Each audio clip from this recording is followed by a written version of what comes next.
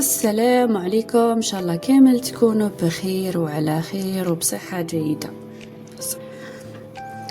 اليوم فيديو جديد في قناتي. اليوم جبت لكم من قناضر العيد. على بالي العيد مازال وراح تقولوا مازال، بس هذو الموديلات خرجوا جدد، موديلات يا البنات يهبلوا هايلين. لكن قبل ما نبداو الفيديو مع بعضنا ما تبخلوش علينا بالاشتراك في القناة وتفعيل الجرس والضغط على زر اللايك.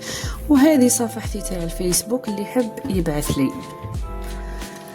واليوم يا البنات قناضر قطيفة روايل يهبلوا معاهم جبة ثاني. جبت لكم جبة ثاني قبيلية، وخليوا لي تعليقاتكم واش ندير لكم. فيديو سابق كان اواني جولة في محلات الاواني، والفيديو اللي قبله كان ملابس الاولاد والبنات. وقلت لكم راني حنجيب لكم ان شاء الله ملابس تاع العيد للبنات والاولاد يعني الكبار، راني نوجد فيهم ان شاء الله. قلت قبل ندير لكم هذو الجبب تاع القاطفه وان شاء الله يعجبوكم يا البنات.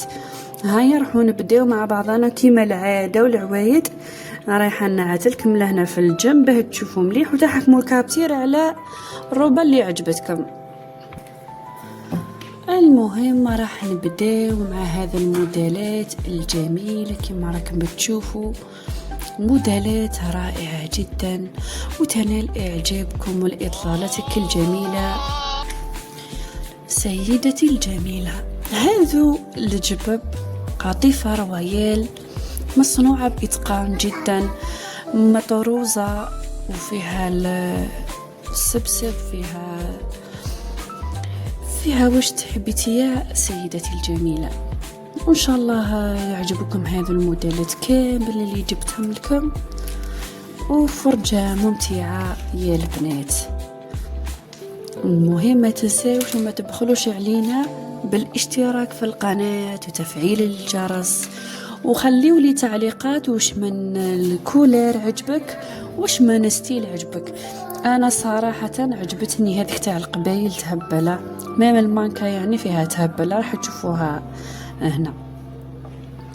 ونخليكم تشاهدوا ومعا يعني منظر من الامطار، ونخليكم والسلام عليكم ورحمة الله وبركاته.